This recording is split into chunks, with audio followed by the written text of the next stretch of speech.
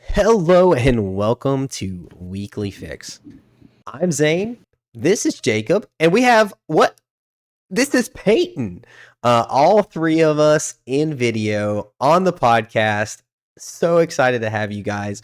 And this is our very special Stranger Things season 5 full series review, talking about it, but specifically going to target in on the season 5 aspects, in particular the second half, since me and Jacob have already talked about the first half. Just kind of see how the entire season culminated. We also had some very exciting trailers drop. I got to see a very special trailer in the theater, and then we are also going to talk about a little bit of the future of the podcast, and that is all coming up this episode. But before we dive into that, Jacob, first podcast of the year. How are you doing? I'm back, baby. That's all I got to say. It's been a little while. Took a little hiatus. Been traveling and stuff, and I think is this the first one since probably been 3-4 weeks? Has it been a month? Yeah, you've had like 3 weeks off. Yeah, so it's nice to be back. Excited to come back for a pretty big episode, the Stranger Things finale review. Probably one of the biggest culminations of a TV show that we might ever experience in our lifetimes. So that's exciting. But yeah, excited to have it. Finally get to be on with Peyton again. This is only my second time with Peyton. So first time video. First time video. I thought it was only right to invite him on for the Stranger Things finale podcast. You know, he's a big fan of the show, so I figured it'd be good to have a third opinion on here. Even though he missed the required amount of questions to get on here. But, hey. That was the Christmas.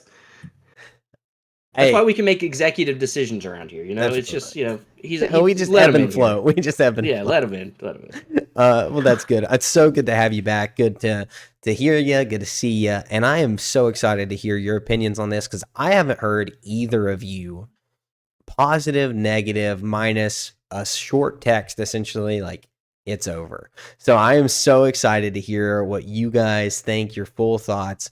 But we haven't talked to Peyton. Peyton, how are you doing in this new year? What are you excited for in 2026? You know? Well, I'm happy to be here, most of all, especially with Jacob. I mean, what just a blessing, you know? Right. Good old guy. No, most excited about Doomsday, honestly. Very excited about Doomsday. Doomsday.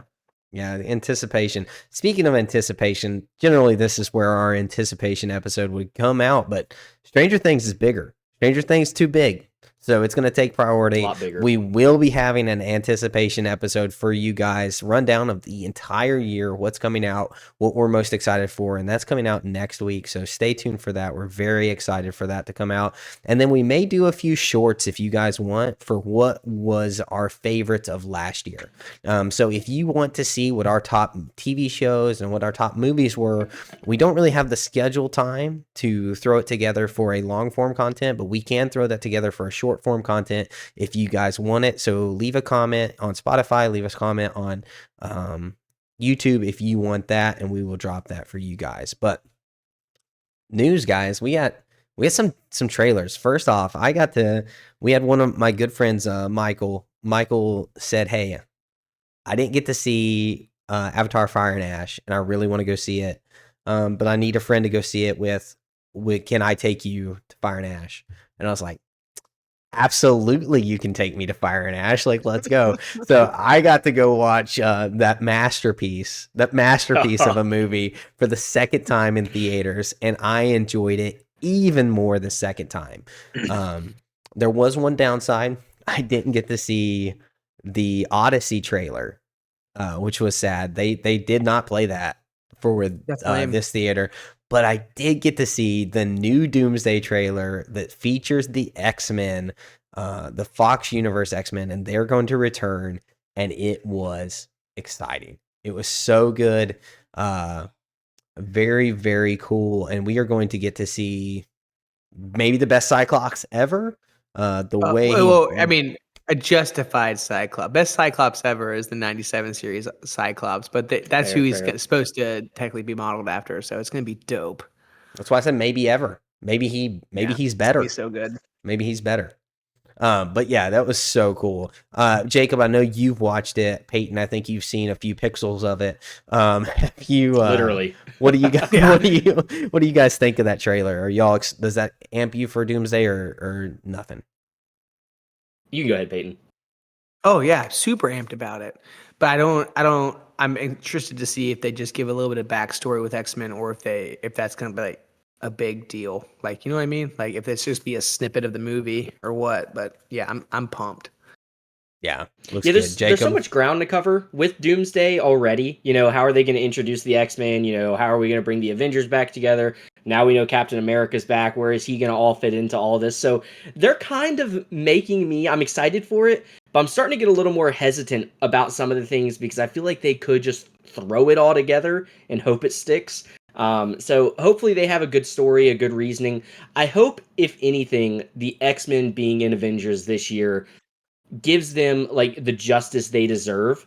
I really hope they're not just in here to be killed by Doom. I hope it's not Mm. one of those things where he's just there, kills the universe. It, like Peyton just said, it's like a 5-minute thing and we don't see them anymore. I really hope that's not the case. With them being announced as like official castmates in that one super long thing we got, I would hope that means that they're going to be in the movie quite a bit. I don't feel like they would put them as like the official cast members if they weren't going to be in there for more than 5 minutes. But there's also Marvel we're talking about, whose track record isn't the best right now. So hopefully they actually get some good justice. We've started to hear more rumors that the Spider-Man movie is also going to have some X-Men members in it as well. So maybe Well, I that hadn't heard starts that. to continue. Yeah, there's supposed to be rumors that X-Men are going to show up in the Spider-Man movie as well. So Okay, I don't okay. know. Hopefully they're actually justified in being in there and are not literally just there to be killed by Doom. Mm. Which is a potential, but Yeah. yeah, pretty exciting. We got a lot of Doomsday talk coming up this year, so I'm excited about it. We'll save any more for that. This episode's going to be long enough as it is because you guys have your work cut out for you. Um, Now the other trailer we got to see drop. Peyton, I know you saw this. Jacob, don't think you have. Wonder Man trailer. Full Mhm. trailer dropped, which is funny because this is like I think the full non-teaser actual trailer for the show dropped. That is coming out later this month, the 26th or 28th. Peyton, what do you think of that trailer? They're gonna have to prove something to me with their TV shows, honestly. But Okay.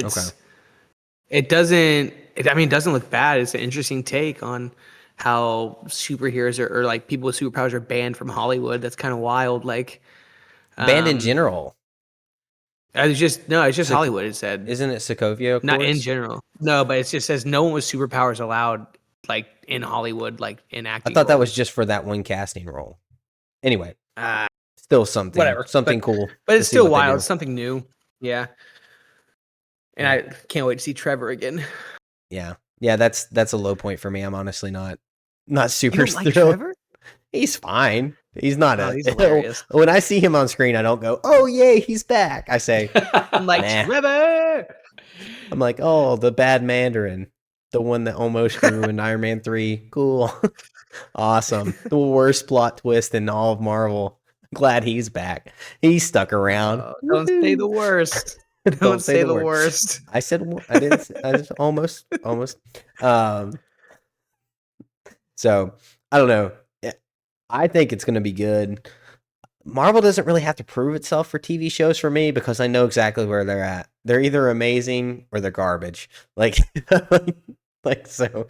I think I'll know pretty quick where this one lands. So, one of my favorite content of anything is Loki. I freaking love Loki. I'm so Yeah, excited to it's see him return in recent stuff, Doomsday. but yeah, Best TV show Marvel's put out. So good.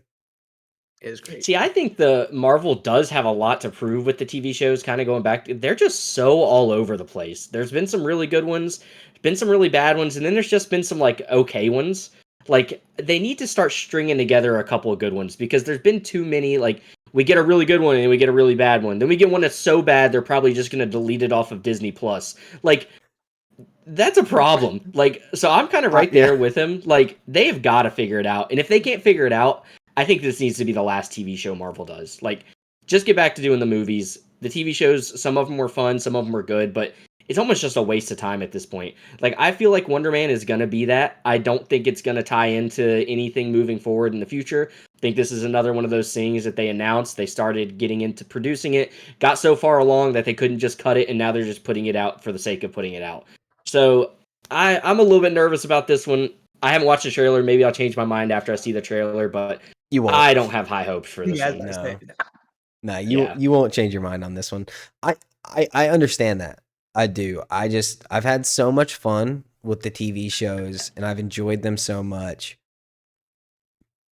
I will take the bad ones and let them be there if I get Loki, if I get, Moon Knight, if I get WandaVision. Like I'll take the bad ones if I get the good ones.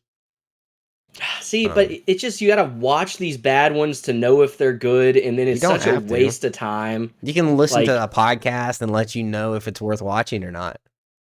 Yeah, but then but that still makes me have to watch it. Like it's not helping Well, me you any. That's know, the problem. We'll just have Peyton on for those episodes. Yeah, I'll just like, guys, I'm not watching this show. Although I did make a promise to the podcast that I was going to You watch did. all the Marvel and DC shows. Little did I know what I was promising back then when I made that promise. But here we are. I got to watch another one that's probably going to be bad. So, Oh, shooting it before it comes out. But anyway, I got it. I was a little excited for it. I don't know. I like stuff. I don't know.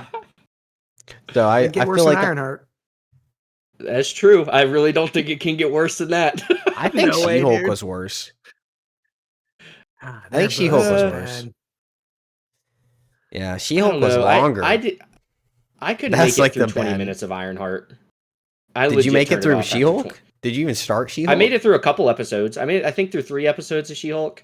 Yeah, they're both 'cause so bad. Surprisingly enough, I was enjoying a little bit of like the courtroom aspect of the She-Hulk. I wish they would have dived way more into that. Like, I wish it literally would have been like a courtroom drama Law and Order. about superheroes. That would have been fun. Like, make it like a parody. Like, make it funny. Like, have people show up that we don't know anything about. They did this crime. She's trying to get them off the hook. That'd have been great. I think this show would be highly regarded if they did that. Yeah, And there's of course, something there. Marvel's got to try to tie everything into something. So.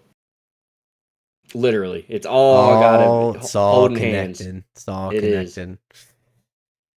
Ooh, man, I'm so excited. I don't, we got a lot to talk about in Stranger Things. And Wonder Man's right around the corner, so we can wait for that.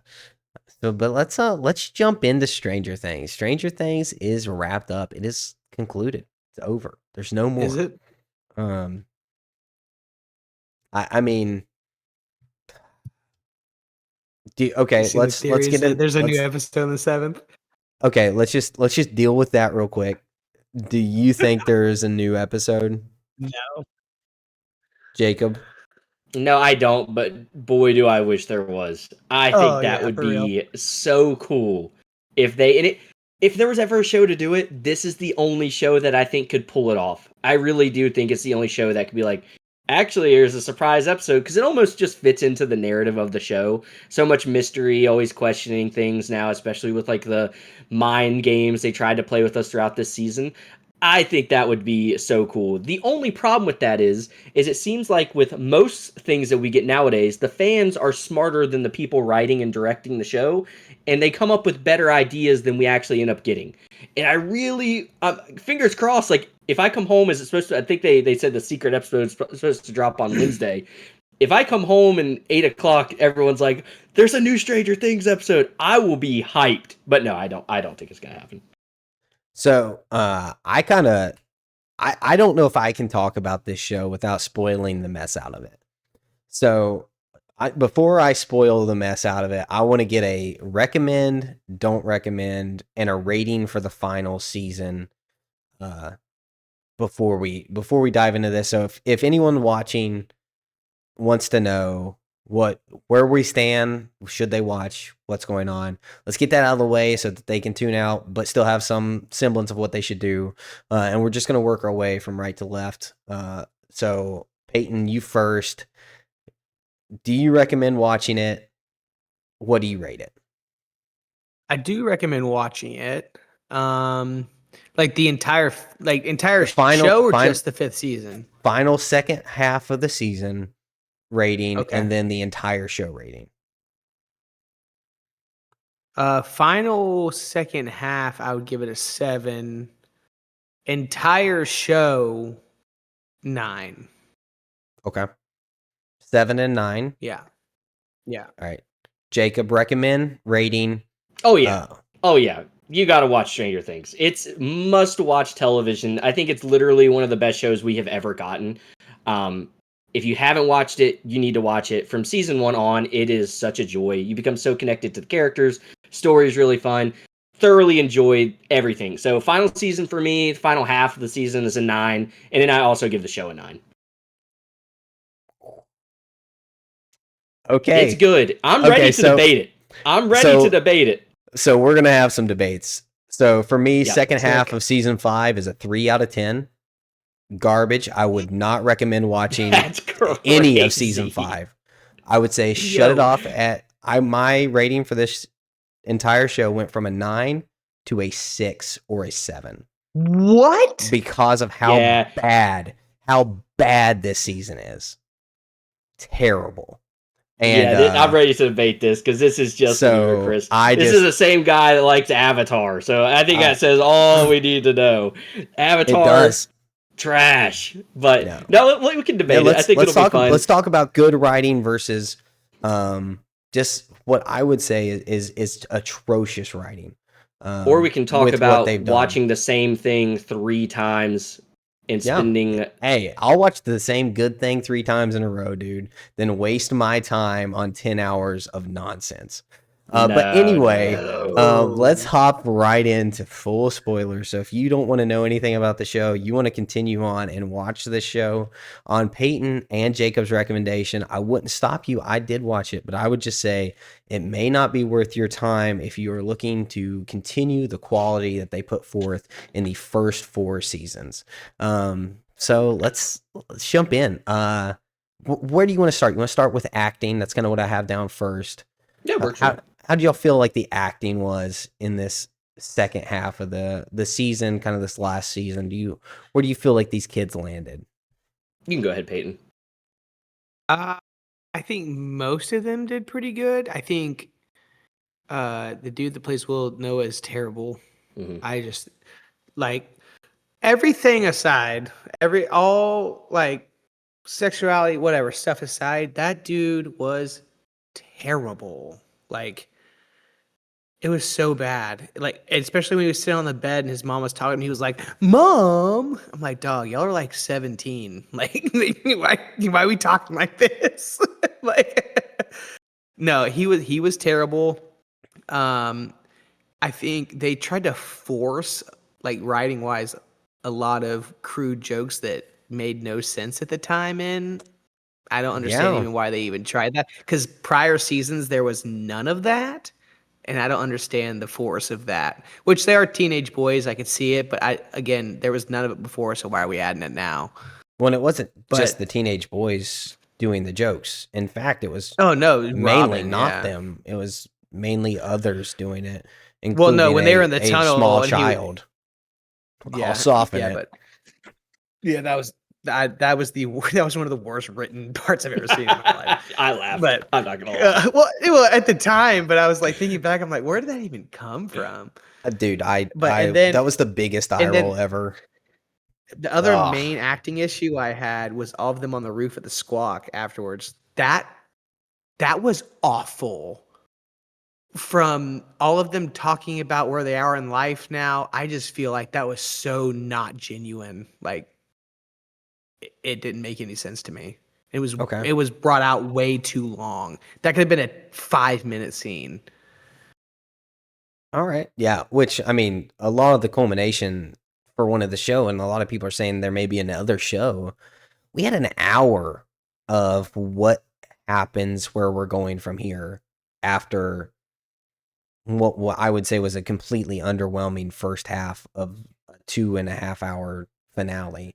So I feel like it would be really hard to write that, give us that, and then be like, psych, here's the real finale. And it's like, well, why'd you make me watch an hour of this garbage?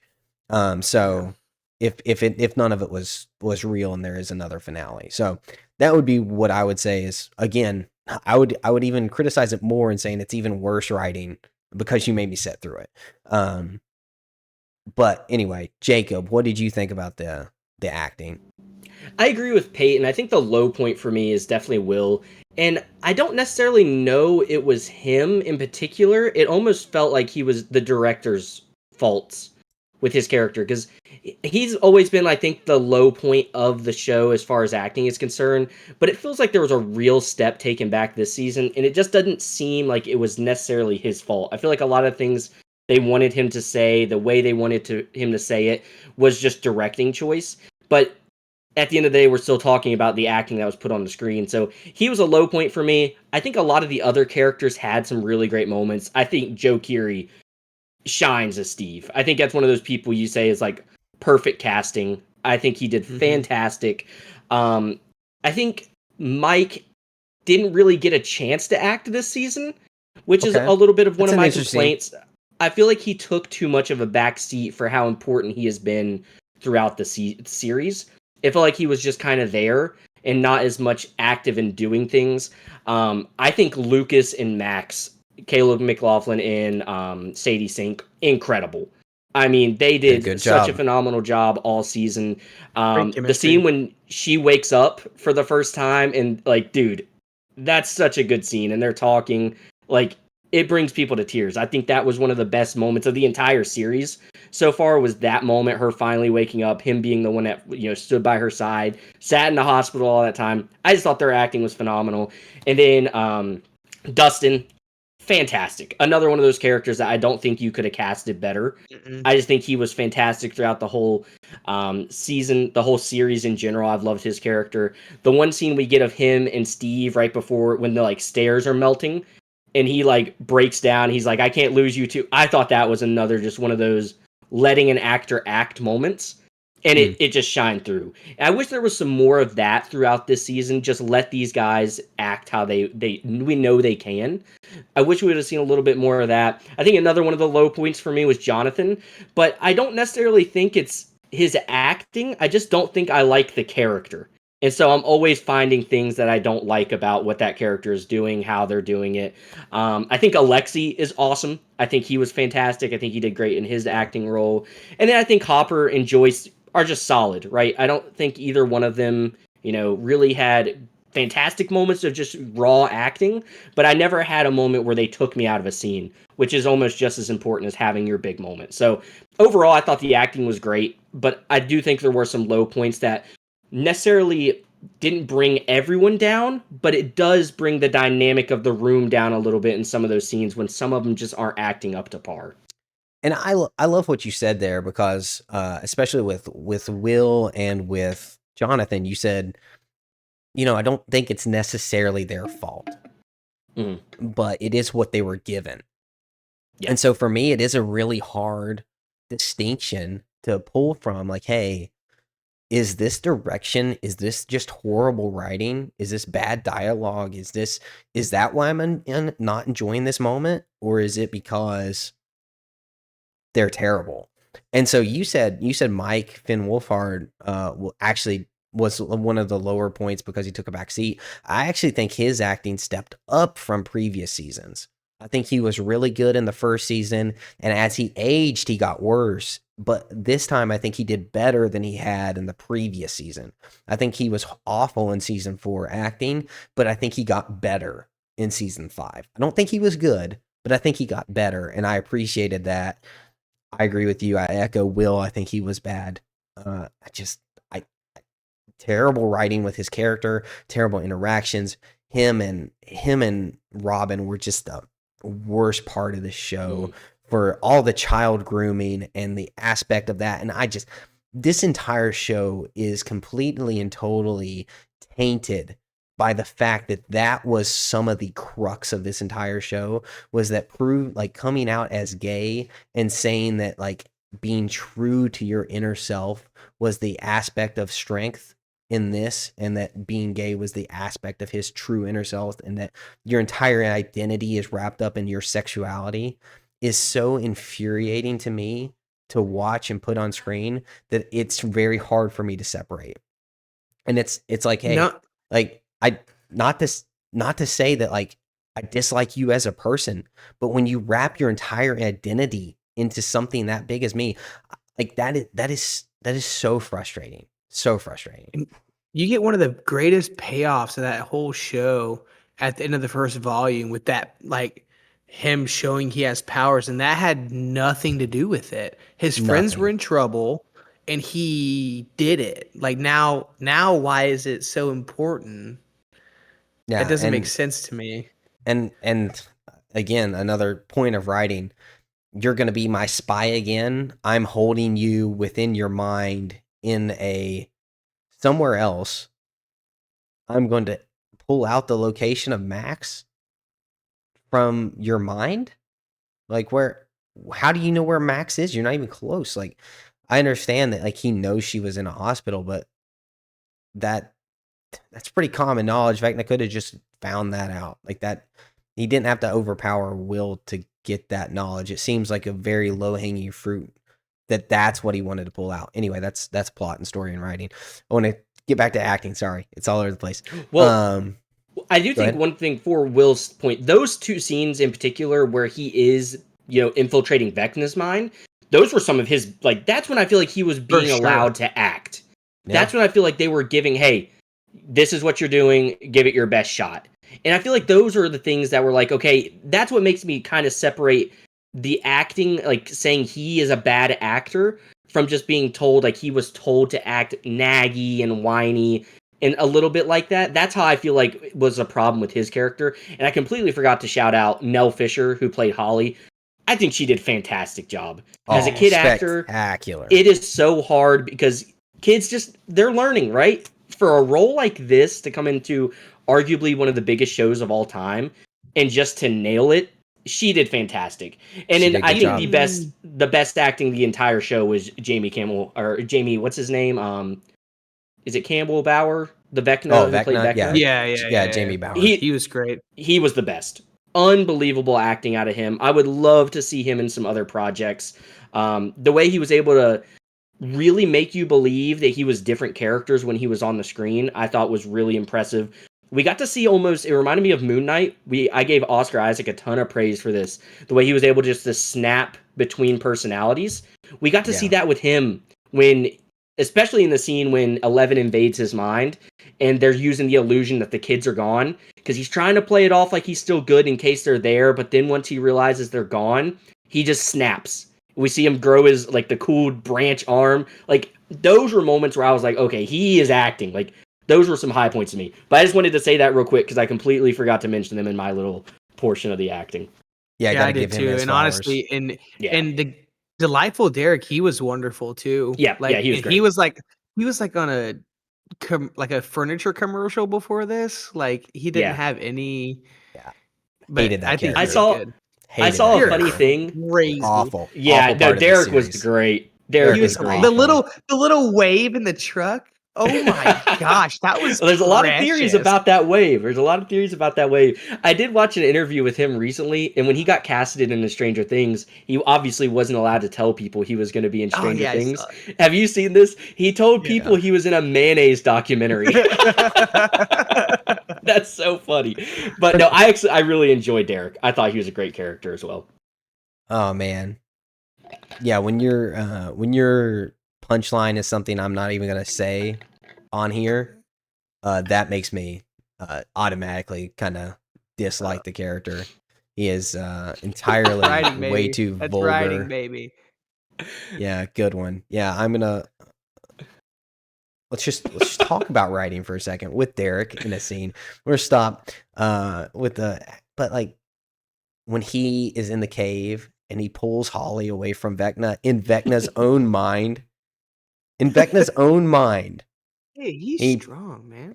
Yeah, Vecna pulled Holly He's 700 feet from a full drop back to Dimension X, and you can't pull Holly away from Derek in your own mind, baby.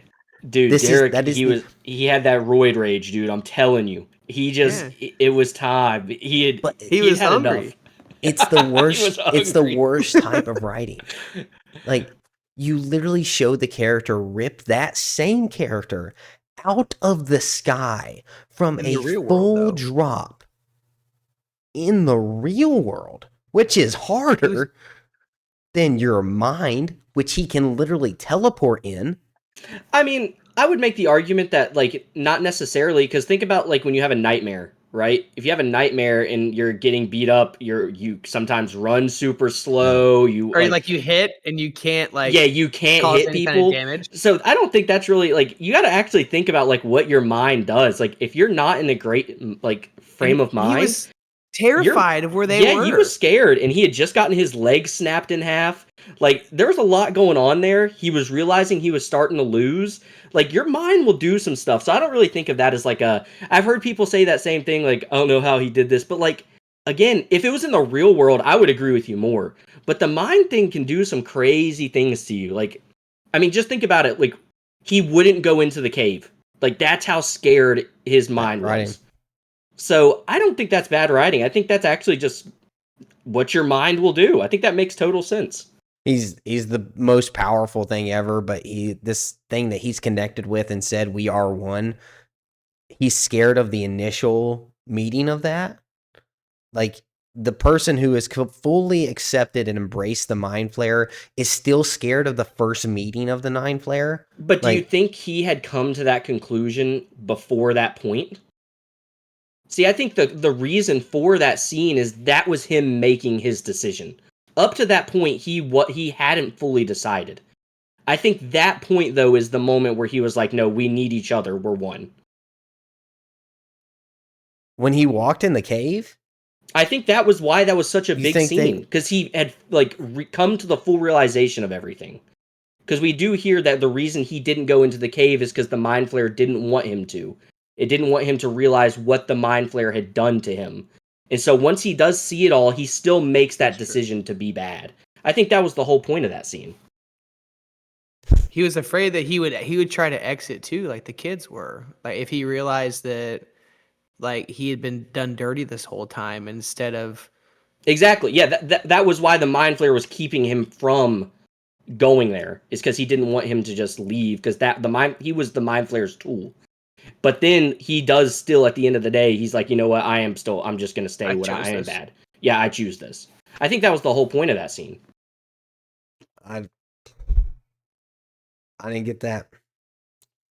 I didn't get that. I don't. Didn't get that. I think I you need to didn't. rewatch it. I think you need to I rewatch did. it. I did. I rewatched it. I prepped for this. I think it's a terrible scene still. No, I think I I think the stuff in the mind made total sense. Like why he couldn't pull away. Like because I just think that makes sense for a mind thing. Like I can't said, I catch bring up up. the nightmare Can thing. can teleport away from a knife dagger and go into the woods, but can't teleport in front of the children. Well, he didn't teleport. He left the dream at that point. Yeah, He wasn't and teleport then pop back up in the and woods then he behind the came children. back. Correct, Yeah, correct. he But he didn't wasn't come back on teleporting the from table. no, exactly. But he wasn't teleporting from one spot to another instantly. He had left to do whatever he had to do with Hopper, and then he Yes, came back Peyton, into but his he area. came back in a different spot, which is teleporting in the mind. He didn't walk there from the table. He didn't come back on the table. He came back in the woods. So why not just Just go to the front of the cave and stop Do we them? see him teleport? I don't remember that scene that like off the top of my head. Does he she like just stabs pop him, up and in he the left the woods? dream. Yeah, I knew that part, but I don't think he just pops up in the woods, does he? I think we just see him He's again just in the behind woods. him. see him. Yeah. Yeah, so who's to say he doesn't? Because they all leave the table, they go to run after the kids. Who's to say he doesn't just show back up on the table and then runs into the woods himself? Okay. So he showed back up on the table and ran fast enough to catch up with the kids, but not Well, outpace them. that's why Derek kept slowing him down. That was a scene they also showed because Derek couldn't make it through the I dream. don't know. Yeah, dude. He It's was a hungry and stretch. You're tired. I doing a think lot for the writers. You're doing a I lot. don't think that's a stretch. I think they literally showed us that. I think these are why those scenes are in there. Yeah. Okay. Because they had to slow down the group because clearly they would have just made it to the cave easily. So what did they do? They made Derek slow down, but then they slow down again when 11 and them catch up. Like there's a lot of pauses in that run to the cave that would have, I think, given him time to get there. I agree. It would have gave him a lot of time to get there. Very continued timing. All right. Away from the cave, back to the acting. Let me get my notes back up. Joyce Byers. Winona Ryder was the strongest point of acting from season 1 to season 4. And in season 1 of the strongest point of acting from season 1 to season 4. And in season 5, she is atrocious. She is so poorly written as a mother, as a character, what she's given to do. She has one redeeming moment, one singular redeeming moment, and that is it. I think she is just sending it in here because she has been in the industry for long enough that she knows what's good writing, and I think she's just sending it in here. I think she does not care. I think she is giving it half of her acting chops, and I think she is a detriment to this season. What scenes do you think that? Like, what are moments that bring that to mind? Oh, just her talking to Robin in the tower in those moments with Will, and I can't lose, like the moments where she's like, I can't lose you, you're still my baby. And then when she goes in the car to catch him after they left and did their terrible plan and then came back, and it's just like, and then immediately 180s on it is like, actually, you know what? Let's send my child into the mind of the most dangerous person.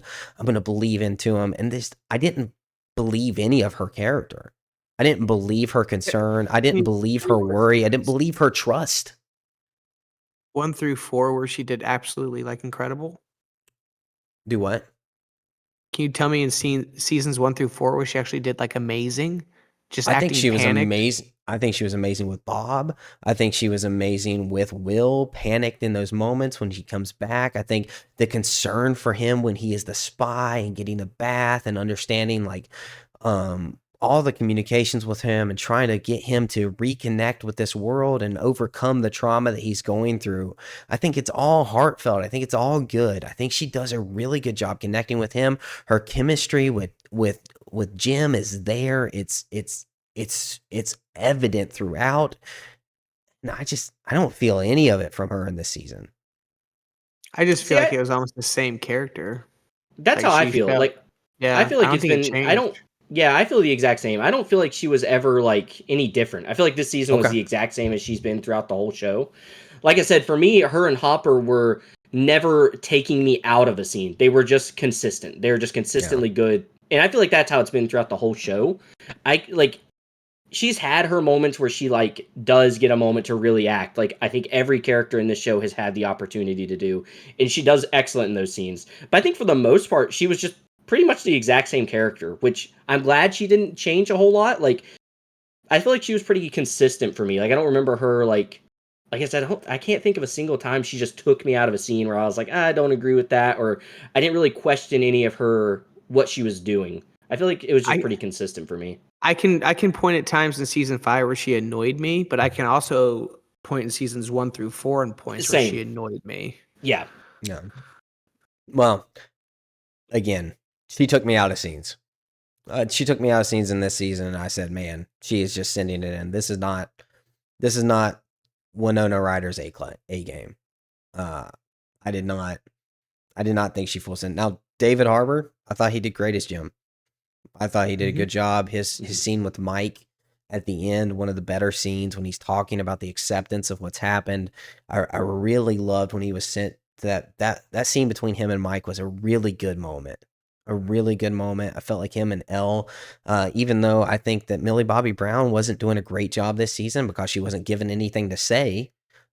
She did a lot of CGI jumping and a lot of hand holding and nose bleeding, but I don't think she had much to say. When she did have something to say with Mike there at the end, I thought that was a good scene. I thought she did a good job in it.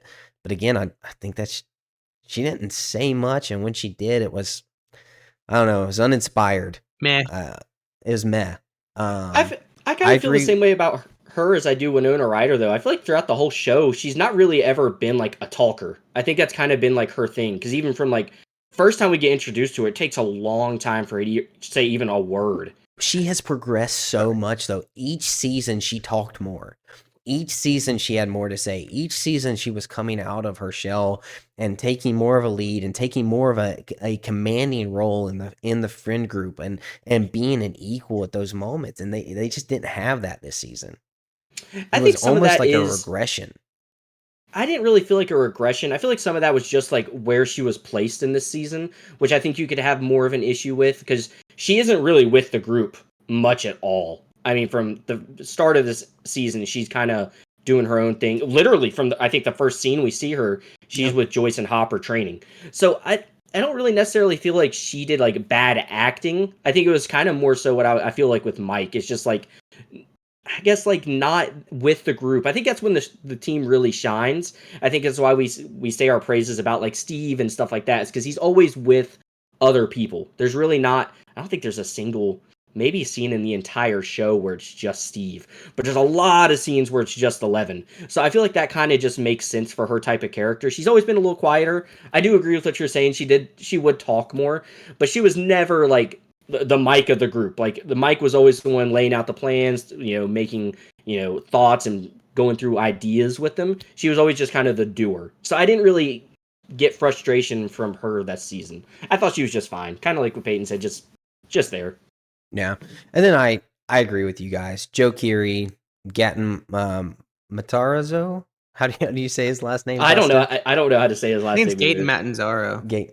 Yeah, that sounds good. We'll go Matanzaro. with that. That's great. Thanks, Peyton. He was great. Fantastic. Caleb did a very good job.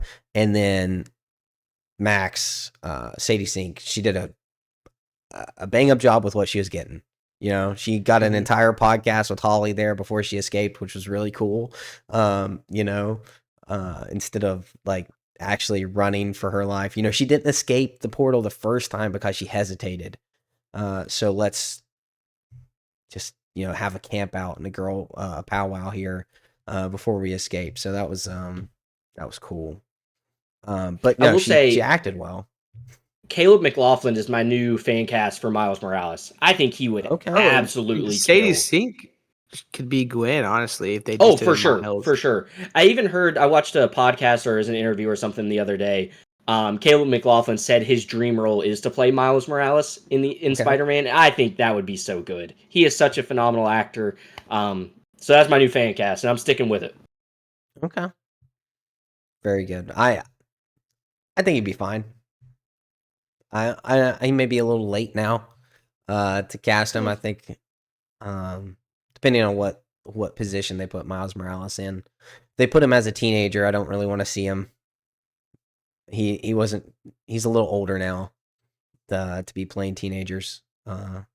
As I think I saw this season, kind of pulling me out of it. And when we saw those flashbacks as them as kids, I was like, oh yeah, this was better. The good days. The good days. I feel like they did do a good job though with like the makeup and the clothing and all that stuff. I didn't really get taken out of it and be like, oh, these kids are totally in their 20s. I didn't really feel that throughout. There's a few scenes where you could notice it, but I think for the most part they did a good job shooting it and making them feel younger. For me, it took out a lot. I feel like for me it was Nancy and Jonathan that I noticed the most that looked way older than just supposed to be in their early, late teens, early 20s, whatever they're supposed to be now. Yeah, those are the two 20. That I noticed that they looked like they had aged a lot. But I feel like Jonathan for the most part everyone else was a little bit believable. Like obviously it's still stretching it, but no. But yeah, that's pretty much what I have for acting. How'd y'all think this one looked? How'd you think this season looked? You want to go ahead, Peyton? That was fine. That was fine. I don't think it was anything. Yeah, I mean, I thought the CGI with the Mind Flayer was great, and other than Nancy cocking her M16 by the top of it, the rail. Yeah, makes no sense, but whatever. Let cock this with the rail real quick. You can tell they had zero like firearm people on. Yeah. Set like. Yeah, just grab the carrying handle and act like you cocked the gun. I think that was clear from the fact that barbed wire her Demogorgons, but an M16 did not. Like I think that was clear that no weapons experts were on. He fell in the barbed wire and he stuck. Fast moving metal. Any kind of velocity doesn't work. No. Piercing power, nothing. Hollow point. Bounces right off like it's a piece of snow. Mm-hmm. They like it. Mm-hmm. They eat it up. Jacob, what was your visuals? I thought it was good. I really enjoyed the visuals throughout most of the season. I think they did some really cool stuff. I loved every scene where we got to see like the tower, like when they were at the Hawkins lab and we saw like the pulses. and it would like go hit the wall that was like holding the whole universe together, like all the Dimension X and the Upside Down. I thought that looked phenomenal. I think about the scene a lot. Was probably one of the highlights of the season is when they electrocute the Demogorgon to get the hive mind reactivated for Will. I thought all the visuals right through there were really, really good. They did a great job. The first appearance of Vecna this season when he comes through the portal, super cool. I thought that looked great. They did a really good job, especially with the portals in particular. They looked like they were there. Like they didn't look like they were CGI'd in. I thought they really made those look like there's actually this portal there. The So I portals think in that was Max's mind, or the the ones that were gateways? connecting to the gateways. I thought Okay. those all looked really good. I thought the Upside Down looked really cool this season. I think they did a good job of giving us a little more light to actually see a little bit more of the Upside Down. I don't feel like it was as dark as it's been in the past, which has been some people's complaints because they like the darkness because it added an element of, made it a little more scary, a little bit, less knowing of what was in it. But I liked being able to see a little bit more, so I thought that was cool. But yeah, overall, I thought they did pretty good. I think the CGI at the end was really good. There's not many times where I was taken out of it. The only time I get taken out of it every time I see the clip is right when Eleven attacks the Mind Flayer. There's a scene where she like runs past one of the arms, like diving to hit her, and it does skip right through there. That's the only time I'm like really noticing the CGI. But other than that, I think the visuals were great. I told my wife literally immediately after the show ended, if I was Millie Bobby Brown, I would be screenshotting that picture of her flying into the Mind Flayer's mouth. Like when it's the Mind Flayer's like right here and you just see a little 11 diving right at it. I love that scene. I think that shot is so cool. I think it looks so good. So overall, I was pretty impressed with the visuals. For the budget this show had, it better have been good, and I think they delivered. I think they delivered on everything close up. I feel like everything that was wide pan was sent in. I think when you look back at Max escaping Vecna's mind in season 4, it looks so much better than her and his mind at that red area in this season. That it just does not look the same. It looks a little sent in. I think Planet X looked awful. I don't understand why it was orange. The Mind Flayer is supposed to be like it cold. Heat is its weakness, but yet we're in an orange desert. The color palette choice doesn't make sense there. None of the characters said anything about it being chilly or anything to kind of indicate that it's not a hot desert, but yet its color palette is chosen to be a hotter color. I am one of those people who complain about the Upside Down losing some of its aura. I feel like it looked less scary. I felt like it was less scary. They could just drive around. They could just kind of walk through it. They could just be there. Eddie's sacrifice apparently was meaningless. There's no Demobats. There's no Demodogs. There's no Demogorgons. There's one in the entire season in the Upside Down. So I was very disappointed with the visuals in the Upside Down. I thought the melting walls looked awful. And we can talk about that nonsense of writing there. But I was not impressed with the visuals, especially when they scaled out. I echo your sentiment. Mind Flayer looked great when it was with that mouth open up, what they were doing there. Big scales, the Demogorgons, when it was on them, they looked good, believable. Vecna looked fantastic. His arm stretch was so good, menacing. When the eyes were pouring, when blood was pouring out of Will's eyes, it looks believable. It's good. When we go to those shots are in Eleven's mind, they do a great job isolation there, minimalistic point of views talking. I love all those. It's reminiscent of past scenes, but I feel like the Upside Down Dimension X scaled out does not look great. My I thought liked- process. Oh, sorry, Jacob. No, you go ahead. Go ahead.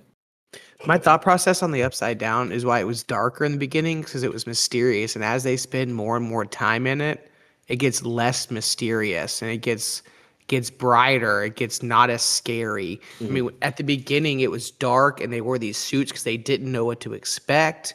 And as they move on, they wear less protection, and it gets a little brighter because it's not as scary anymore. I feel like There's no that's like kind of Demogorgons. poetry. It's not from scary at all. Well, no, I I would also have walk a down theory there. about that.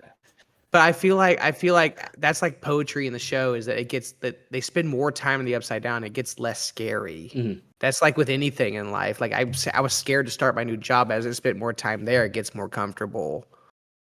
But in the Demogorgons, they already talked about how there aren't a ton of them, and how many were. I mean, we don't even know how many were already in that attack on the military base. When Vecna, when he first gets to Dimension X, he comes across one, Mhm. and it already looked like it was half dying because there's nothing to eat on Dimension X. Yep. So I feel like that's a big part of the issue. There's not a ton of them, anyways. The bats, whatever, that is, I think, is a writing flaw because we didn't see them anymore. But the Demogorgons, I could totally see there not being a ton of.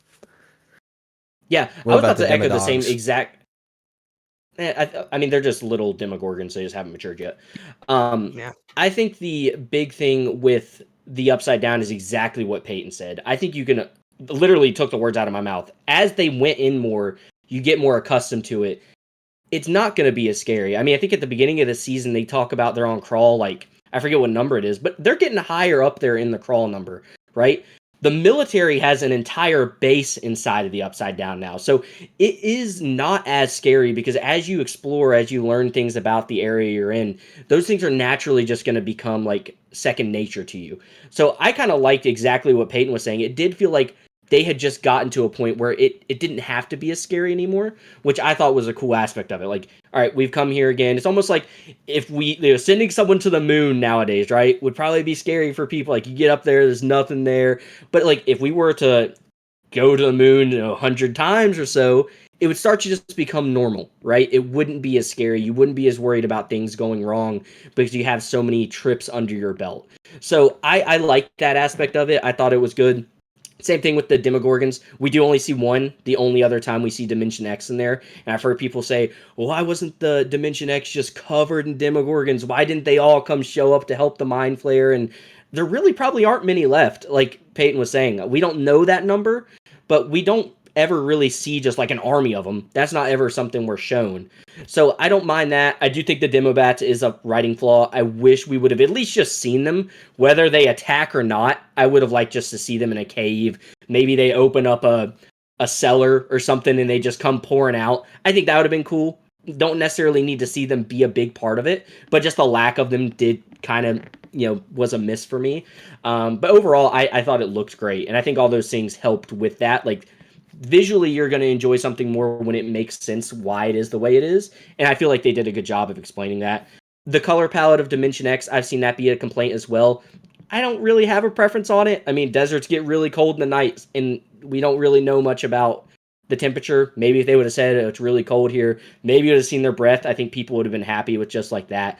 But Yep. I don't really need them to tell me that. I'm just fine with what they gave us there. And I agree, and that's why I brought it up in visuals, right? They didn't need to tell me, but at least explain it. I mean, slightly. It's a massive part of the show is that I mean, he did look kind of dried up, like he was kind of stagnant. You know what I mean? So who knows if the reason, like, I mean, he was literally, he looked like a dried up spider, like when we first see him. Like, Yeah, the Mind Flayer. yeah, and who knows if if they were trying to bring Dimension X to Earth because he was so uncomfortable. Maybe, I don't know. Maybe he wanted it was cooler on Earth than it was Dimension X. So I don't know. yeah, I just think it's a bad visual representation. They could have done anything. They could have done anything, and they chose to choose a warm color palette for no reason. They're the writers, right? They chose a warm color palette. That's bad cinematography. If you've shown your villain likes cold weather, you don't explain anything about it. Nothing about it. This is the first time we've ever heard of Dimension Alpha for the Abyss. Like, first time we've ever seen it in the show is this season.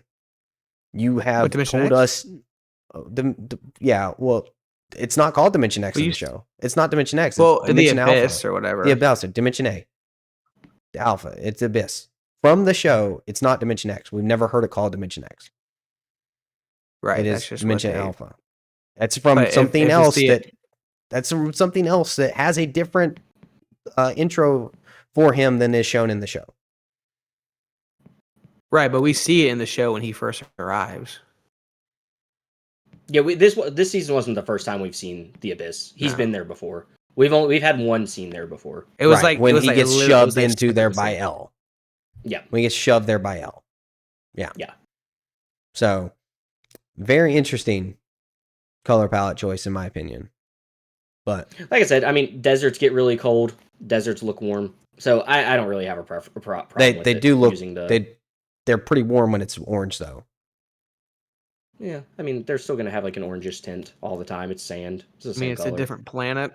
Yeah, that's why I don't put too much stock. That's why it Yeah. didn't bother me at all. Yeah, I just cinematically, we try to match the color palettes to the warmth. So I feel like again, that's just my visuals for it. It didn't make sense to me. I'm watching Yeah, this 'cause I show feel that like I if- spent a lot of time in. If we would have got there and it was like white and icy, I feel like that would have been like, I don't know. It just that I feel like doesn't fit the show at that point. Like I feel like that just makes it seem like you're trying too hard to make it seem cold. That's why I kind of like the desert thing. You like to go the complete because- opposite. No, because like, deserts do get cold. Like it's not like you're We're not picking talking just, about a like- desert. We're talking about the color palette, the visuals of a color Which- palette with the orange aura on the entire planet. Yeah, I thought it was good. I thought it I looked think good. the whole thing could have been fixed if, as soon as they walked in, they breathed. And it Yeah, was- you could literally. see- If they had breath the that whole would have time. fixed the whole Yeah. thing. Honestly, some visual indicator. I feel Anyway. like that's a nitpick. Yeah, this whole thing's gonna be a nitpick because I think it was awful. I think I think the color You palette haven't said is one point so far that I've even given like I can see where you're coming from. All You gave these me have just the been nitpicks. The Demobats. So let's talk about something that is unexcusable writing, terrible. Nancy and Jonathan in the breakup scene. Well, they In- didn't in- even make it. You had to like guess what happened. It was not clear at all. In the exotic matter meltdown. Let's talk about it. Okay. Explain to me how that's a good scene for the show. Like in what are we talking? Like just what the scene was? How does it make any sense? How does any of it make sense? That the room is melting, but nothing is melting to where they can escape. The walls aren't getting weaker. He's literally barreling into it. There's a clear escape portal on the top where he could just lift Nancy out of. That all this matter is or liquid is coming into the room from where? Why is it not melting the walls? Why is it not melting the furniture? Why is it not hot for them? Where is this liquid coming from if it's not the surrounding environment? They're on the roof. They're on the roof. So what is dropping down into it? And then there's no explanation for why it stops. No explanation for it stabilizing. No explanation for this is the moment. And it's the perfect timing of the whole thing. Like, oh, now it's nothing. And we're saved. And then Steve busts through a what I'm assuming is a steel wall with a fire extinguisher. Like, Yeah, you're pulling a Like, jet that's- fuel to melt steel beams here. what? Like, what is happening? Nothing in that scene makes sense. Yeah, I agree with that. I think there's those moments like in that scene where you're like, they should have been probably able to get out the door. Maybe the furniture they're sitting on should have melted. But I do really like the scene. I think it is a great scene. I think that's where we see the best acting we've probably gotten out of Jonathan's character the entire series. I think that scene is really heartfelt. I think Nancy does a really good job. So I personally really enjoyed the scene.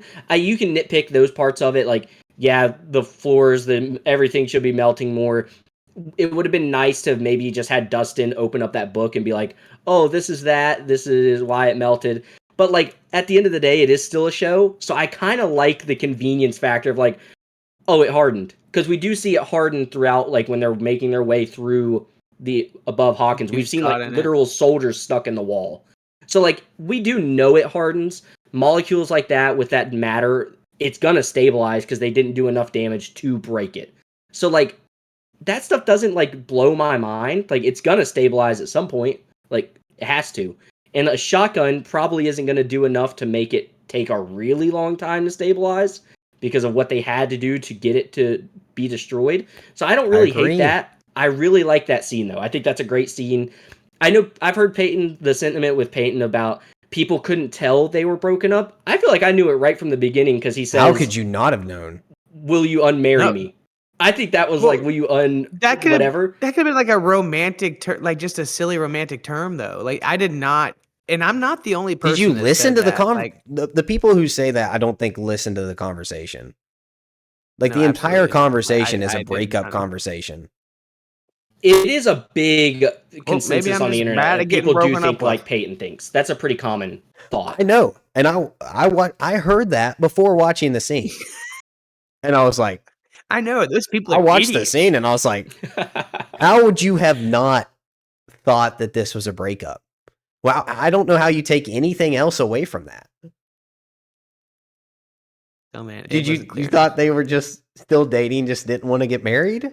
Well, no, I'm not even saying that. Like I could see where it could be a breakup, but I could also be like, will you unmarry me? Like, will you not marry me? But we can like stay together. Like that doesn't necessarily mean we're breaking up. Okay. I mean, I don't think it's insane. I don't think it's an insane like thought to think that. Like, I can understand why people thought that, but I just took it from like when they were done. Yeah. That's what I thought it was. So that's why Yeah. I don't think it's insane to think like or be confused by it. Because I mean, they could have just been both coming to the conclusion like we're not ready to take that next step. Like we So both have a But much the lot of entire Exactly. conversation is how they are incompatible. It's not that they have problems. It's Well, that but the that's entire also a conversation common- is them they are completely incompatible. But that's a I was common just- theme in just writing in general is two very incompatible people still love each other and find a way. So that's another there are thing I ways don't that think me and is Jackie aren't completely compatible. Yeah, Like I we think don't that's love common. everything that's the same. I agree. And I think as he said at the end, like, why do we do that? Yeah, like exactly. Why are we arguing about it? Mhm. Like, why do we do that? wow. Yeah, I don't think it's yeah. insane to think it's confusing. Like I said, I kind of understand why people thought that. I just immediately took it as like I could see they're broken up. Like that's how I Yeah. took it. But I So don't. much of the I don't think it's there's, I crazy mean, for people to there's not plenty think of the that. show that wasn't clear. Like that's just I agree. another aspect. Plenty of the show that wasn't clear. And at the end, it's still even less clear. Right. I just, yeah, and again, I think that conversation is great. I think the acting is phenomenal between Jonathan and Nancy. I think all of that is very, very good in that season. At that moment, they should have died. They should have died in that moment. That's a great send off for those characters. It's an amazing moment. It's heartfelt, and it's a fake out death. And we get so many fake out deaths in this season. So many. Yeah, we wouldn't have had to deal with this stinking roof scene. And it's them just on top of the squawk if they would have just died. I mean, honestly, it's a better send off for the characters. Or if Jonathan makes the sacrifice for Nancy and he gets her out of the roof and he lets her escape and sacrifices himself. He loves her even though they're not meant to be together. He still loves him even though they're incompatible. I will still make the sacrifice play for you because it's an easy escape. There's a 4-foot table. I'm 6 foot tall and there's a 10-foot ceiling. Like you could stand on my head and walk on the ceiling. Like it's an easy. The ceiling was melting though. Was it? The ceiling? It was open. They fell through the ceiling, but then nothing else melted. It was the exact same. The room and the structure around it was the exact same from the time they fell through to the time that they left, with the exception that there is half a room quantity of melted something. It could be matter. I mean, that's kind of why I don't have such a big problem with it. But like we don't know what it is, so I don't necessarily. Again, I just don't. Except we know that it was melted substance. Problem. All the gray came from melted items shown from the air series. molecules. Huh? Yeah, it's just Any kind of molecule. I don't know. I don't have a huge problem with like that aspect of it. And if Jonathan would have died, you would have definitely known they were broken up. That's right. It would have been better. It would have been better writing. I don't necessarily hate that like, you know me, I'm all for people dying. One of my complaints is we just don't have any character deaths. But I didn't want to see just like this two gone and then this two gone, and then I didn't want to see that, Don't especially put with them the in Duffer stupid Brothers before the situations. season started had said this isn't going to be like Game of Thrones, like all the main characters are not dying. So I went into this season knowing that. So that's why I'm not as upset that we didn't get like, oh, this death and that death, because I already knew that they weren't doing that. But I do wish we would have got like one or two. I wouldn't have wanted two in the same scene. I wouldn't have liked that. I wouldn't have liked to just see them both die there. I think if we're gonna go that route, I think you saying Jonathan makes a sacrifice play is the best route. But I like that scene enough to where I'm not upset that they lived through it. Again, I liked the convenience factor of it hardening when it did. I thought the moment when he throws the ring and that's when they realize that it's like, because it just sits there. I like that. I think that's, you know, part of writing your own story is you get to do those things, and I thought that was a cool aspect. Yeah, I don't want every character to die. And I you know me. You know me. I am the guy who loves the goody tissues. I love Captain America. I'm a big fan. But don't put your characters in unsurvivable moments. Hate Captain America. Like if you don't want characters to die, don't put them in unsurvivable moments. Like, and then because I said so, they lived. It's like, well, make it make sense. Like everyone's claiming it's a But I think- sci-fi show. Are you looking for too much in a show though that like it is fantasy, it is sci-fi, it already doesn't make sense? It's one of my things with it. I don't feel like I need everything to make sense. I feel like it's I would okay for there prefer to it- be those convenience factors. I would prefer it to make Sci-fi. sense. I mean, I just feel like with a show that already doesn't make sense, every little thing doesn't need to have an explanation. They're They're literally trying inside of to a- explain it though. A bridge of a wormhole to another dimension. Okay, let's Yeah, talk that's what I'm about saying. Like, let's talk it about the doesn't all bridge. need to make sense. But that was written this season. That was written this season that the Upside Down is a bridge to another dimension. That was I not thought they anywhere said that else. in the beginning. They thought it was a wormhole into the Upside Down, but they were misconstrued. It was actually to Dimension Alpha. But the thing was, like, the bridge doesn't make sense. The concepts doesn't make sense, and it defies the scaling that they showed defies the entire season 4. Everything, the Russians in season 3 and the Russians in season 4 completely make zero sense from the scaling that they showed on this dimension. And it makes no sense for it to be a bridge to the other side. The physics don't make sense. Why does it make no sense? Why isn't there an upside down of dimension A? Why is there only an upside down of our dimension of Hawkins? There should also be another there's- dimension A, or there's not a bridge there. It doesn't make cohesive sense. There's no explanation for that. Why is there even an upside down at all? Why is it not, like, why was that alternative dimension? It wasn't meshed. It's directly on top, and gravity only works on this side. It's flat, but yet you have to go through the air to get to the other side. It doesn't make any sense, and it was written in this season. It was never Because no one's been in a wormhole expected. before. Right. No one expected this So they can because make it the doesn't rules. make sense. They can, but they got to make them make sense. And this doesn't make sense. When you zoom out to I show see me that the bridge size is the size of Hawkins, but yet we've seen the upside down in Russia, make that make We sense have? to me. Defend that. Yes, they went into the wormhole. There's a wormhole in Russia. Make it make sense. I think this goes back to what I was just saying, though. Like, it doesn't have to all make perfect sense. Like, I think that's part I agree. of it. And when it doesn't make sense, it's bad writing. See, that's where I disagree, because like Watch it doesn't Dark. have to make sense. Watch Dark. It doesn't Dark have is to a make Dark is a That significantly show nobody's more watched. I'm not that- going to watch that. right. You're not, because it's a really, really good show and it's quality. This Dark is incredibly intelligent. It's significantly more complex than this, and it makes sense. There is not these massive plot holes that come up in later seasons because they just didn't have something else to write. Like, They could have Yeah, see, wrote that I as a just wormhole better. They didn't have to do that. yeah, I don't feel like I just don't need an explanation for everything. I just don't. Especially with a show like this, it is already so different and so much randomness going on. I just really don't need an explanation. The stuff we are given, I'm fine with. I just don't have that complaint like you do. I just I really it's a fun so fantasy sci-fi show. well, like let's combine the dimensions.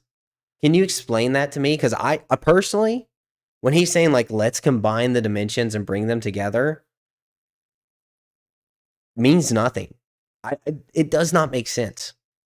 I'm bringing Dimension X here. Are you bringing? What are you bringing from Dimension X? What do you want? Well, Like, we don't ever get to see because they kill him before that. So it's not really. It's like think about like an but incursion in he's Marvel, literally right? bringing them to collide.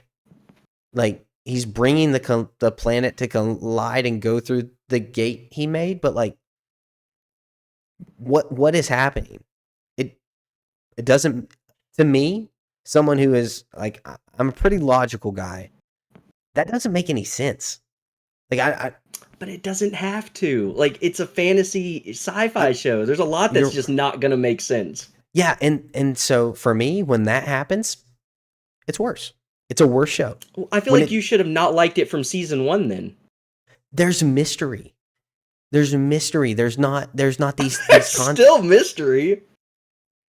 Yeah, 'cause Because we we don't know just what's gonna don't happen. know how it works. That's the whole purpose. That's the whole point right, of it. but when they explain how something works and it doesn't make sense, that's bad writing. I just don't really remember moments where I'm like, just fully I'm like, what? I'm I literally don't get it. Like, I know. I can clearly see like you weren't thinking through this bridge process. Like it just there's nothing there that makes sense. I mean, you can say that Can about Vecna so fly? many things, though. Can Vecna You could. fly? Well, I don't know if he wants to. He could. I mean, we see How's Elle he use how her how's telepathic he abilities to. how's he Yeah, to, if he's you have to stronger than jump Elle. to jump? Yeah, and he's much stronger than Elle. So he's jumping from the upside down through the wormhole all the way through the sky to get through a portal in Dimension X. That's how he's transferring between portals. I mean, I mean, who knows the stuff that he had access to because of what he's like built it all, right? So, I mean, we aren't shown everything he's able to do through like the different portals and stuff, Yeah. which I don't have a problem with. But I mean, you could say like this stuff about like almost every project, like stuff happens that just doesn't always make sense, but it's not something that Right. you And I like pointed have out to when it's a nitpick. bad. I pointed out when it's bad. Like off the top of my head, Star Wars: Return of the Jedi, like. Luke's carrying Darth Vader through the Death Star right after he has just killed the Emperor. Not a single one of those stormtroopers or any guards are like, why is he Right. pulling Darth Vader? Like, I don't I think mean, there's lots I of don't stuff think like that. I don't think Star Wars is well written. I enjoy Star Wars. I don't think it's well written. I mean, but there's stuff like that that happens in Marvel. Would you say Marvel is well written? I think some of it is. I think some of it's trash. And you could say the same thing about Stranger Things. That's And just I how think these shows and movies and work. and I So agree. I think that it was intelligently written to start with a cool concept and they didn't know how to finish it. I don't know. Again. I'll die on the hill. I think they ended it really well. And they These scenes that said you've they knew the end from the beginning. Did they? Because They they did. hadn't Jennifer Brothers said mentioned that. any of this. They say they did, but they introduced so many new concepts in season 5 that weren't even hinted at in But isn't that the what you want previous from like season. a final? You want them to be, cutting edge New- stuff. You want them to be pushing the boundaries. No, I want them It would to have just tie been up boring the if it's the season. exact same thing again. It didn't have to be the exact same thing. You can continue and close up loops in this season without introducing new concepts and wasting time. I didn't need Derek. I didn't need Holly. I didn't need that to be a through line. I appreciated Yeah, I Holly. think I'm not saying that's that two of the Holly's best bad. parts of the season. I didn't need the 12 kids. I didn't need them to try to kidnap more kids and to enhance his powers on a different dimension how he's getting them there through portals that lead to the Upside Down, and then somehow taking them up to Dimension Alpha, and then hooking them up. I didn't need any of that. That's So even completely if they new did stuff. show everything, I feel like you would be having the same complaint now, but you would say they were wasting time explaining stuff. So I don't feel like there's It really a win depends. for you there. That I I disagree because I've seen it happen and I've been satisfied when people make like logical things. And I'm like, okay, I can believe that. I can get behind that because it's I not just like don't think you would have been it doesn't satisfied break what's regardless. It just sounds like you just didn't. It does sound like you just didn't want to like the show. okay. From what I'm hearing here, it just doesn't sound like you have What do no you think about good the final points. bout? I have said some good points. I've echoed y'all have been saying enough, and I say I echoed that as well. Um, but like the final battle with the Mind Flayer, y'all were satisfied with that? Y'all thought that was good between all the characters? It could have gone longer. I do think it was a little short, but it's again not something that I'm like so upset about that I'm like, oh, I'm not going to point or two off for that. Like just because it was short doesn't mean it's not good, if that makes sense. I agree. If it the short doesn't mean bad, but when they literally say Nancy's there and they say, "Huh, who's gonna be bait?" and she says, "I'm gonna be bait," and she immediately shoots the Mind Flayer, this massive skyscraper of a monster, and then not only does she immediately shoot the Mind Flayer, no one's set up for this battle. Those kids and children have to scale a over 50-foot cliff that is the same distance away as Nancy full sprinting to a cave.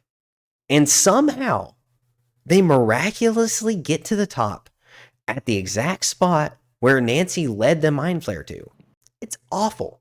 It's atrocious. It's I terrible mean, writing. you would be complaining the same thing if they took 15 minutes and showed us them crawling up the I would mountain. not You I would be would not like, be oh, we didn't need to see all of that. And I feel like the Nancy just unloading on them, that's so in character for her. Like, yeah, she's definitely going to be the bait. We've seen that like throughout the whole show. She is She's not definitely willing to stupid get her though. hands dirty.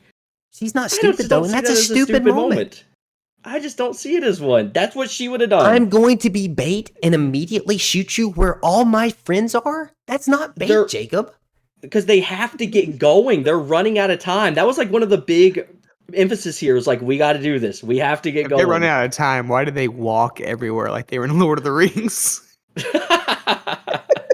That bugged me so bad. They're like, we gotta get there fast. We gotta get there fast, and they're just moseying around. They only run when they're off screen. That's how it works. When they go back on screen, they're catching their breath. You know, they have a few things they've been thinking. They're huffing. Yeah. But no, I just don't have a problem with that. It's so in character for Nancy to do that. Like, that didn't bother me. I don't think she's been a stupid character throughout. And that's a stupid move. You put your entire friends in danger. Like, honestly, if I say, hey, I'm going to set a trap for you guys, and then I don't set the trap before I become bait, that's dumb. That's a dumb move. It's bad writing. Again, I would have rather them just do what they did. Peyton, back me than up here. Us get another 20 minutes of them walking up the Peyton, mountain. I need someone to admit that's trash. Listen, they had already spent so much time just walking through the dimension.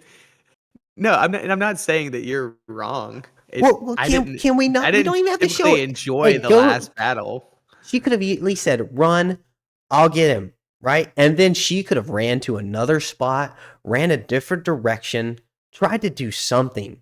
But dude, they ran together.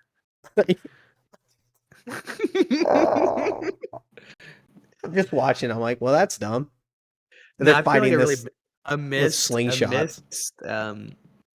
A missed opportunity was when Vecna was impaled on the giant tooth or claw or whatever. They should have had him throw up the same stuff that came out of everybody like the Mind Flayer stuff.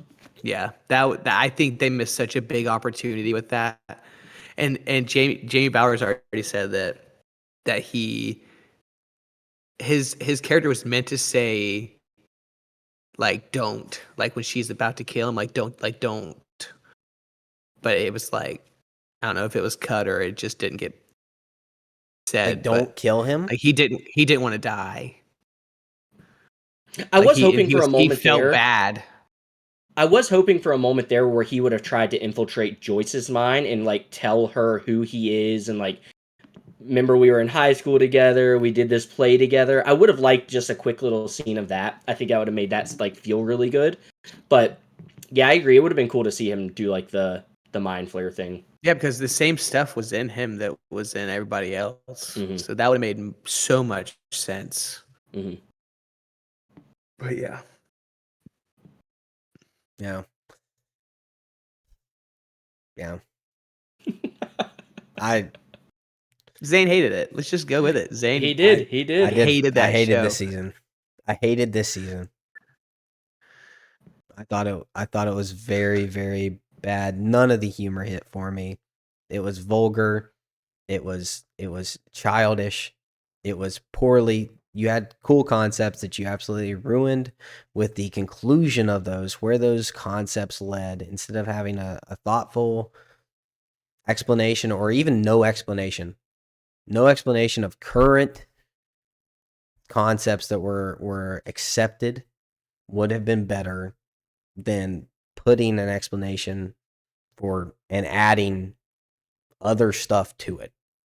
I mean, there's I don't even know what you just said. I have so much more here. Yeah, I've kind of lost. That was Yeah, you lost me there. I That don't even was know like- what you were just saying. on Billy Madison. On Billy Madison, when he answered, and that was the dumbest thing I have ever heard. We are all more stupid for having heard it. I no points. That's how I felt the same way just now. I was like, what is he saying? I was like, where are we going? Yeah. Okay. I won't try to say it again. I know you both are just I understand. accepted No, that I think it was bad and I'm understand. biased. So I understand. I don't know. It was just very Billy Madison-y. Yeah. I don't know. I just I really did enjoy it, and I had heard the stuff like of people watching it beforehand and stuff. I just didn't get the same complaints that some people had. I really enjoyed the show as a whole. I liked the wrap up scene. I know Peyton talked about them spending too much time on the roof. I did feel like the roof scene was a little long. It felt like they did spend a lot of time there, but I did like what we were getting. I didn't think it was like bad. I liked being told like where all the actors, where all the kids were going to go. I saw the thing someone said the most unrealistic thing about the whole show was those four thinking they're actually going to have time to get together and meet up once a month in a city that none of them live in. I thought that was funny. But no, I loved the wrap up. I thought that was absolutely beautifully done. I thought the roof scene was great. The D&D scene was incredible. Like seeing them put their books back up on the wall. Like I loved, we haven't even talked about the little thing they threw in at the very end with Mike saying his little theory about if Elle survived or not. Like, I like that type of stuff because it brings that element of, what if she did? Like, we don't really know. I like when they leave stuff up to interpretation because it gives everybody a chance to think what they want to think. I would love for them to come back maybe in, 10 years from now. Maybe we get a little special movie or something like we see a lot done nowadays of Mike going to see if he can find Elle. I like that aspect. I like those thought processes. So I love the ending, which we haven't talked about at all, but we're kind of getting there. I thought that was fantastic. I think they really wrapped the show up very well. It was very Inception-y and like spinning the top and is it going to topple or is it going to stay spinning? Yeah. Like, which I hate. I echo what Jacob said. I enjoyed the rooftop scene. I enjoyed the rooftop scene minus the sex jokes. I enjoyed the D&D. I thought the D&D was really cool. Dustin, my favorite character in this show, him and Steve, both of them.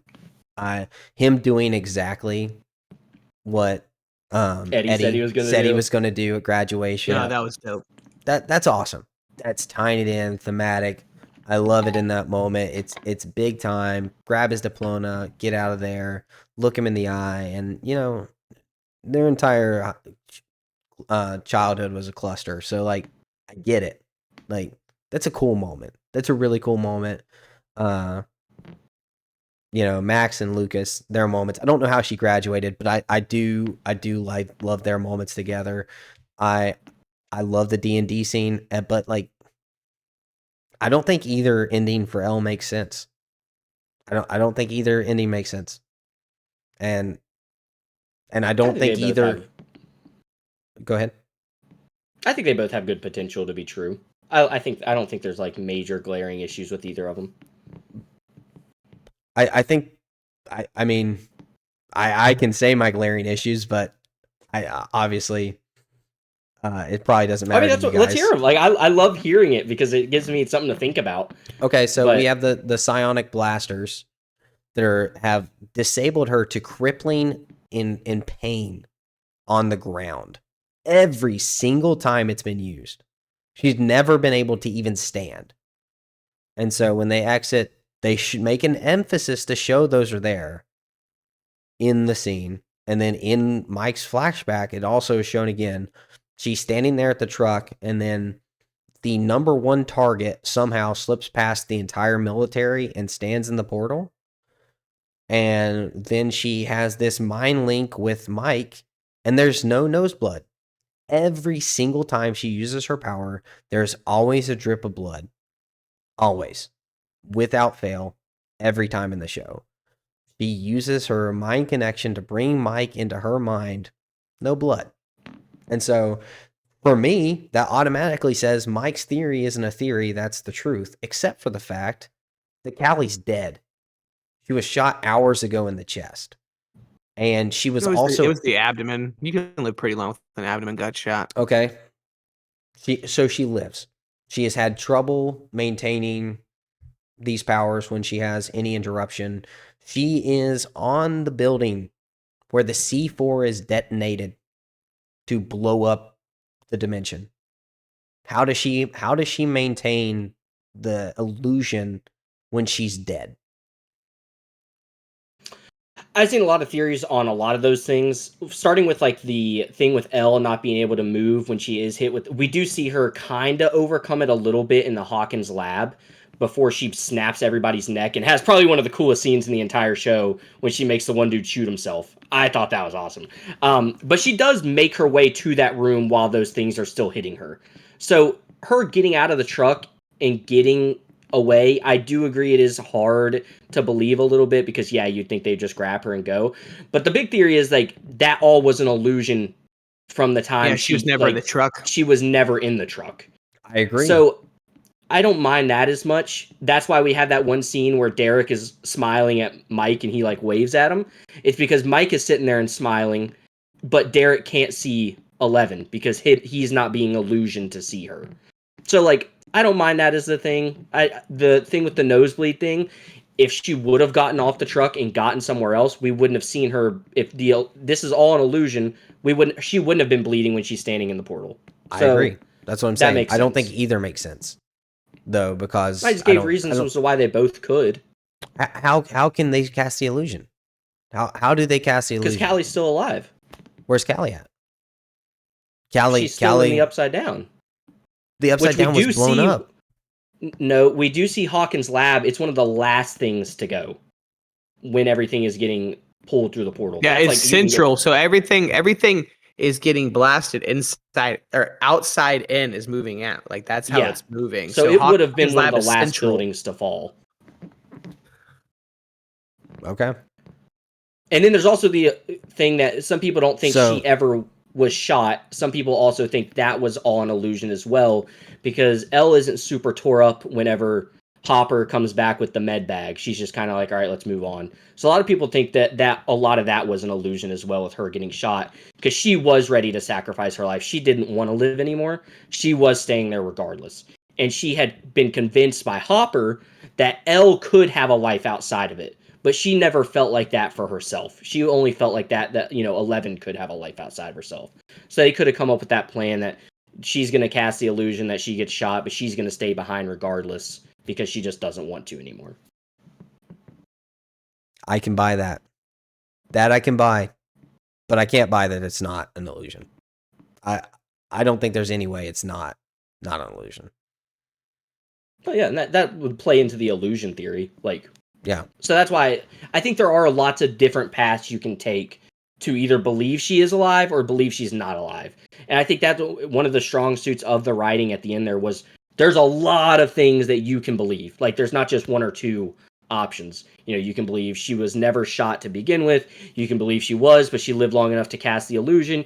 You can believe that 11 did just run off of the bus and get somewhere. You know, there's a lot of different things you can believe. Yeah. Some are easier to believe, some are harder to believe. But that's one thing I do like is how open-ended they do leave that. Because I think there's just a lot of possibility there. Yeah. Yeah. The only thing that they would have to do is that for me to believe it would be that Callie was not close to the explosion, and then also was still not enough disrupted to, you know, not be taken away. So, but, yeah, I believe. tough. I believe. You believe? I believe. Yeah. Good moment there. Good moment there at the table. Yeah, very cool. Except for Will's. I believe. Dude, I saw that scene again when he's putting his book up on the thing. Man, he is an ugly crier. He is an ugly crier. Oof. Rough. Will got roasted. Will got roasted. He did. He did. Oh. Man. Stranger Things, dude. Ending on a low note for me. What was I think a 3 is you gave it a criminal. 6?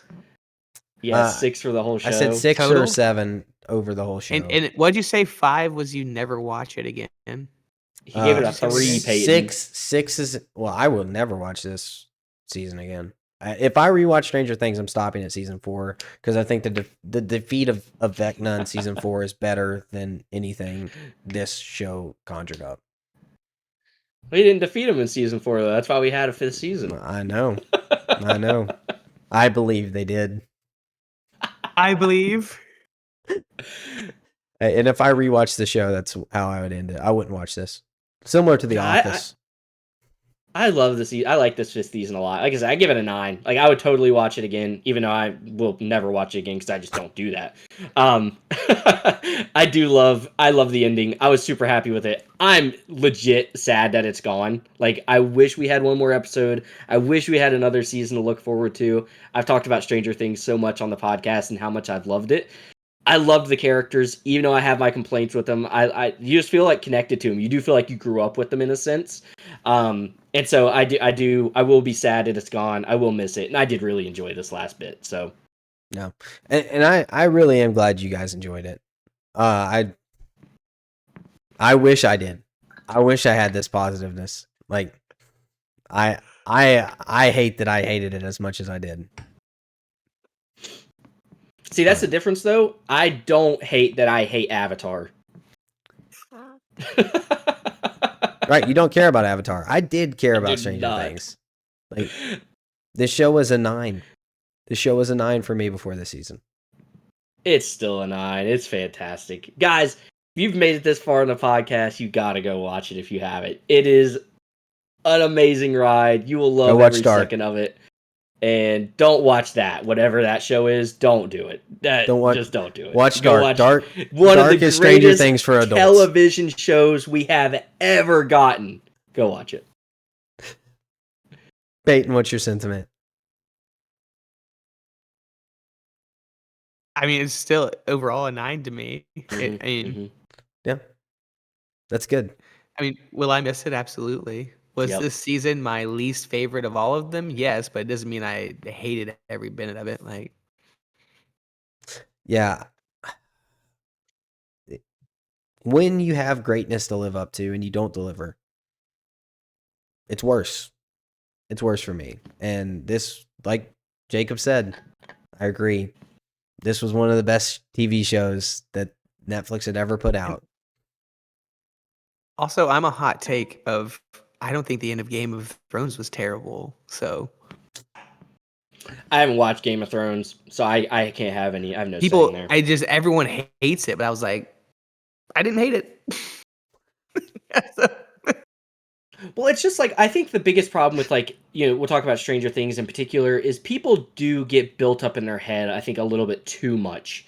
I think they do buy into fan theories too much. I think they do buy into, what they want to happen. And when those things don't happen, I think they definitely get disappointed and give things, a lower rating or things of that nature. I just think that that happens with these big shows a little too often. Is people just get too, you know, misconceptions brewed up in their mind or thoughts of things that they want to happen, and when those things don't happen they get too upset about it. That's how I feel like happens with a lot of big shows. I mean, we hear that a lot. Like, I've heard more so in the last couple weeks than ever. It is really hard to stick a landing when you have these big shows and satisfy everybody, because everybody has already made up their mind about what they want, and if they don't get it they're disappointed. So My thought process is, if you were to cut this by the final episode by 30 minutes, didn't make people wait a week and just added it on to volume 2, it would have gotten a better response. Because you had a week of people just giving the most hyped fan theories that sounded awesome, and then it all came out. They're like, well, that's not what happened, so I hate it. Yeah, I get what you're saying with that. And to some of that credit, I think when you have writers who don't deliver to the stuff or stay true to the stuff what they've written, right? It is on the writers to deliver for what they've created. And I don't think they did here. I don't think they delivered on what they had put forward in this. I think that was a big problem with season 2, was that season 2 Demogorgons were not as dangerous as season 1. And when you literally have the favorite character of most people killed by Demogorgon bats in the Upside Down, because the Upside Down is such a dangerous place to be in, and then you just casually stroll through it and nothing really is going to affect you there. It's not a big problem. And then you change the system and you add a new dimension that wasn't even really mentioned, other than the one potential scene where Elle is sending him. It's tough. That's a really hard spot to be in as a writer, to what I would say is just not stick what you've wrote. I feel like a lot of people though would be upset if we don't get Dimension X, we don't get the Abyss. Everyone would be like, well, "What about that one scene when 11?" I think that's what I'm saying. Some people are just not gonna be pleased. They're gonna find something to complain about. We don't get the Dimension X at all this season. People will be saying, well, "Why didn't we get it?" We get a lot of it, and people are like, "It doesn't. We got too much of it." That's just, it kind of goes back to what I'm saying. People just get too many things built up in their mind about what they want to happen. And so it's just so hard to just stick those landings and satisfy everybody. So I just think they did it well. I legitimately am happy with the ending. Yeah. And I understand what you're saying with no happiness either way. I do understand that. But you're the writers. You included it. You should have known exactly what it was, and I just can't think that this was the thought from season 1. That the Upside Down, this is what the bridge looked like. This is how it works. This is the wormhole. This is where we're going. To me, it just doesn't correlate. And I'm glad it does for you. I'm glad it stuck it for you. For me, the ending is very important to me. And with that, the ending, the switch up of things, the not making sense with the melting, the massive amount of fake out deaths, the not really a wonderful ending either way for me, and then child grooming to the most level, terrible humor that doesn't land for me at all, increased vulgarity. I just all of that to me. I will say Peyton has gained a lot of very strong points against you in the sci-fi fantasy argument. I agree. That you guys have been completely having. sci-fi. It's sci-fi, baby. That's right. It's not a debate. It's completely sci-fi mixed with a ton of fantasy, and Holy cow! Did they screw it Peyton, you up? got to write it down, dude. Zane agreed with you on January 5th at 9:09 p.m. I agreed earlier. I said it's No, sci-fi. I no. said it's fantasy with some sci-fi. And We need to pull those texts. and then you went and said that Star Wars was not fantasy and that Star Wars was Hey. only sci-fi, and that's when I kind of dove in. I didn't say that, by the way, guys. That was Peyton. I realized my mistake. I stayed out of this argument. I just let them do it. I just let them go at it. Oh yeah, I know. He was just watching, giggling. I'm sure. He was like, "Whoa!" I would egg it on every once in a while. I'd bring it back up. I'd be like, "So, have you guys finished your debate?" And just let them go back at it again. But I never partook. Yeah.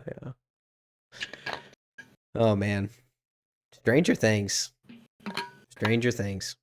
This was a long one, guys. It As was expected. long. Yeah. I expected it to be long. It's a lot. We got three heads here clashing. I didn't get through all my notes. It's okay. I'm good with where we're at. I think my opinions were made clear. You guys don't. Extremely, Billy clear. Billy Madison, and then we got the other two. No, it's just level-headed. hilarious. It's so funny. So, Peyton, you got anything to say before we close out? I want you to know that in that scene of Billy Madison, the guy you're playing is calling the other guy an idiot. Like, this is because he's the smart one. So no one's calling you stupid or anything. He was just like, you sir are an idiot. Yeah, we were the Just idiots there. We were just like, not you. Not calling that. No. Yeah. Word salad over here, Mr. Loquacious. Oh gosh. No, it was fun, man. That was a good time. Any final statements? I believe. That's yours. It's my last one. That's your statement. I I'll say it believe. again. I'll echo it from the mountaintop with the 3 waterfalls. I believe It was 2 waterfalls. You should get a there's Stranger a third Things. one. There's a third one. It's just it was right shown before first. It was shown it was first, shown and then first. the She two doesn't. was shown. They're not all 3 at I the same agree. time. Yep. Mhm. Yep. The CGI budget was tapped out. They couldn't put that third one in. I saw a picture the other day, and it was showing Mr. Fredrickson's from Up, and it said, "This is going to be Mike in 20 years, trying to figure out where he's like finding the 3 waterfalls." I was like, "Dang, dude, another sad movie hitting me hard right here." But no, I had a great time talking with you guys. It's always fun to debate these finales, especially one as big as this one. I mean, literally, I don't know when we will be able to discuss something this big again. Like, as far as TV shows, obviously movies come and go. Like, movies are a little more common with the big stuff. But as far as TV shows, we don't get stuff to this level that often. So it's a pleasure to be able to document it and talk about it. And I had a great time. Yeah, absolutely. Yeah, I love it, and I agree. This is a cultural phenomenon. Mm-hmm. These movies, the amount of office chatter, the amount of online chatter, that it doesn't happen to this scale often. There's nothing right now going. I think Severance may have had something similar last year with the potential to get there, but nothing close to what this was, because we've getting so conflated. There's so much dilution in the what we can watch, the pool, that it's going to be really hard to get. This was one of the first Netflix series, and now they're dropping like 17 a month. It seems like, with nothing of quality recently. So it's I agree. This is a moment that we probably won't get to talk about for a long time, and maybe I'll sit with it. Maybe, guys, I'll sit with it and I'll be like, you know what? I'm okay with it. I'm okay with the switch up. I'm okay with the nonsense. I'm okay with the vulgarity. I'm okay with the child grooming. I'm okay with, I'm okay with you're the doing addition. way too far right now. I'm okay with all that. I like it. I like this stuff. It's good. I just don't think so. I just don't think I'm gonna get there. You just gotta believe. Say it with me. I believe. I believe in something else. I believe in a higher power. But anyway, guys, it's been a blast. I was so excited for this because I heard you guys talking yesterday, slightly, and y'all seemed kind of amped about it. And I hadn't got to talk to you guys at all. And I was like, man, y'all's opinions was quite a bit different than what I got from it. So I was like, I was so excited for this one, to come on here and talk about it and kind of get you guys. And I was hoping you guys would clear some stuff up for me, and you have. I will admit, you made some leaps that the writers didn't. I was like, you know what? That's pretty good. It's pretty good. You guys did some work for the writers that I don't think they did themselves.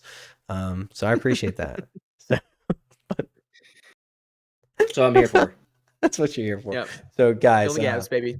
yeah, fill in those gaps. So thank you so much for joining us, Peyton, Jacob. It's so good to have you back. I love it. And we will catch you next week with our most anticipated releases of 2026 and what's on the schedule. So we are looking forward to that one.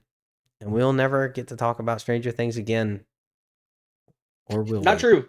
Well, There is an Or will animated we? show coming out very soon. So that's true. Yeah. Or will we? So you never know. All right. Weekly Fix out.